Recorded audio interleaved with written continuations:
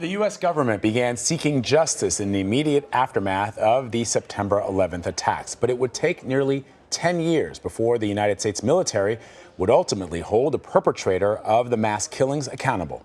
I recently spoke with former Navy SEAL Robert O'Neill. He and his special operations team killed Osama bin Laden in 2011. O'Neill says he fired the shots that killed the leader of al-Qaeda. Take us through your thought process the day of 9/11 and the subsequent weeks. I was on deployment. I was in the operations center, operations office at the unit on Tuesday, September 11, 2001. They went to breaking news. North Tower's on fire, and we're all kind of looking at it, and they were saying that they think a small plane hit one of the towers, and we're looking at it. We're like, we've been to New York. That's a big, big building. That's a huge hole. It's something bad. And we heard the reporter saying, well, there's obviously been a second explosion. We're not sure what happened. And someone in the room said, well, did you guys see that plane? I think I saw a plane. And we talked about it, and 30 seconds into it, a group of Navy SEALs were saying, this is al-Qaeda. This is bin Laden. We're at war. We don't know what's going to happen next. We were about to head back from Germany to go home in a month or two, but now we were like, are they going to keep us here? Are we going right into Afghanistan? We weren't scared, but we were, that came later. Yeah. We were focused. We're ready to go. We're ready to see what happens. When it was established that Osama bin Laden was the perpetrator of the 9/11 attacks, there was never any doubt in any American's mind that we were going to get him. Yes. But did you think it would take 10 years? No, I thought that we'd get them off the bat, and by we, I mean the Army Special Forces guys that were already there. It even got to the point where 5, 6, 7 years into it, it's like, we're never going to find them. We didn't know there were men and women behind the scenes, and not just our government, but also the coalition government. They're tracking them, and right. they're going to find them. Were you training for the possibility, always? We were thinking about it. We'd adapted some of our tactics. We assumed it would be a cross-border, meaning Pakistan, but like a high-altitude, high-opening skydive. And we assumed that we wouldn't be able to, we could only land on top of them. So we tried to adapt our tactics, how our weapons were, what kind of bags we kept, how much stuff we would bring, and attempt to jump right on what we call the X. Now, take us through that night, the moment that you come across bin Laden. Just explain to us what went through your mind and what you did. The clearest memories I have of that mission were going from the second floor to the third floor.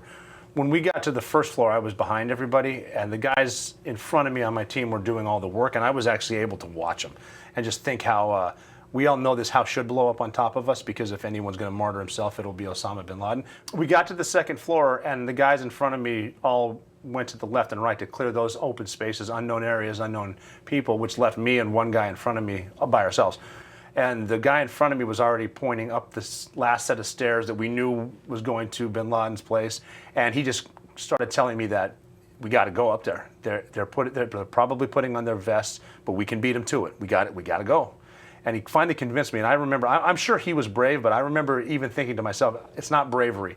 We're going to blow up now, and I'm just tired of thinking about it. Let's get it over with. He went one way, I went the other to guard his back, and that's when I saw bin Laden. And when I saw him, he's a lot taller than I thought. He's a lot skinnier than I thought, but he's not surrendering. He's a threat. He's probably a suicide bomber. I remember his gray beard, and then that's his nose, that's his face. Hit him in the face twice. He went down again. I shot him one more time. And then that's when other SEALs come in. That's when it starts to sink in. It's like, oh, man. But not only did we just get bin Laden, but we didn't blow up, man. What if we live? What if we get through this? Because we'd accepted death on this mission, but now, maybe we can get out of here. In the hours after you killed Osama bin Laden, what did you and the other SEAL team members feel like? At first, it was, for me personally, I remember thinking, is this the best thing that I've ever done, or the worst, personally? The worst? What's going to happen now? When's the last time someone killed the world's #1 criminal? When's it happened? And is this secret going to be kept? How do we keep that? But then it's like, well, we said we'd be here for 37 minutes, and we thought we were going to die. He's got 3 offices downstairs. Let's get as much stuff as we can and leave. Let's try to live now. And we ended up staying on the ground for 47 minutes because there's so much stuff.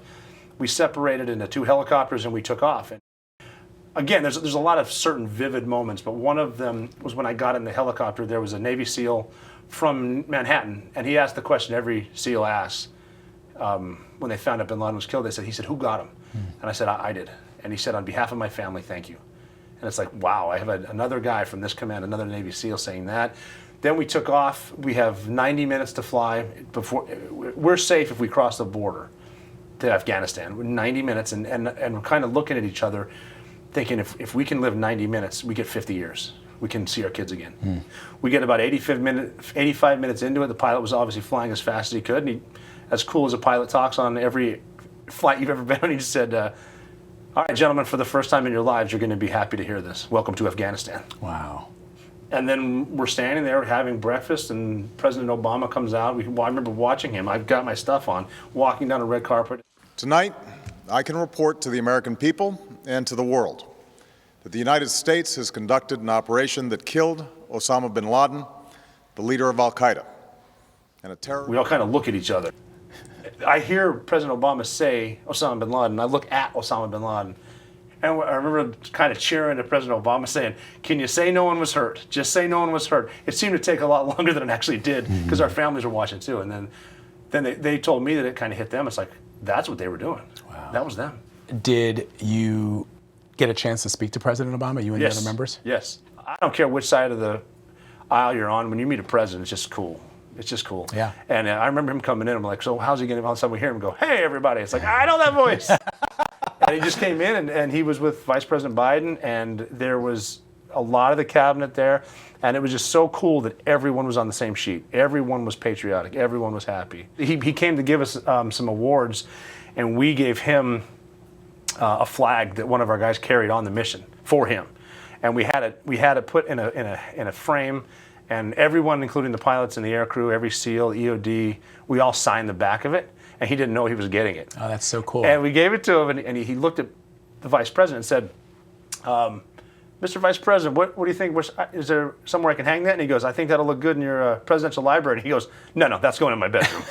That's great. Yeah, it was a really, really cool moment. I like that you gave credit to some of those folks in saying how they got you to that point where they could facilitate you getting into this compound and putting two bullets in between Osama bin Laden's eyes. Do you feel that we've come away from that a little? That sense of unity that we have, that we're all in this together? There are people in every position that are doing the right thing for this country, for freedom, for the coalition, for our coalition partners. I think a lot of the social media stuff, how we're all interacting and we can all be anonymous with what we say. I think that kind of, a lot of the negative press, I think, will come into it. But the team that found Osama bin Laden was working under President Bush, then they're working under President Obama, and they're working for the United States. They're working for everyone died at 9/11. The analysts that found bin Laden worked a lot harder than we did for years. Like they needed us for a 90-minute flight, 47 minutes on target, and 85 minutes out. I'm not worried about us now, and a lot of the politics that get involved, regardless of who's in charge, they want to say we're this or that, but I think we're prepared to handle any situation right now. And as long as we keep a strong alliances, I think we're going to be fine. There are some people who might think that we have become more divided over the last 10 or 15 years. You still see us as a united... Again, I mentioned that I'm on the speaking circuit, and it's a relief because I do get to talk to thousands of people individually every week. And just to get their feel on what they think is going on. And generally people are really good. You know, we've seen that before with natural disasters in certain cities where their boats are lined up. It doesn't matter what you look like, doesn't matter what race you are, what religion you are, people's helping each other. That's what America is. That's what they're like. And I really believe that. There was an interesting discussion because you heard at the end there that, you know, he's been very vocal on social media about, you know, his support of President Trump but he really does believe that in the years after 9/11, that we are much better off as a country when we're all united. And he had only nice things to say about everybody who helped. You know, this mission it was SEAL Team 6 that carried out the mission, but there were a lot of other people, including two presidents, who helped those SEALs get to that point where they were able to take that shot and kill Osama bin Laden. I mean, you know, everyone remembers when President Obama came out to make that announcement, and there was definitely a sense that, okay, this is a closing of one chapter, but not the book. Right, exactly. You know, and I wonder how he feels about that there's still so much undone. The Middle East is so unstable.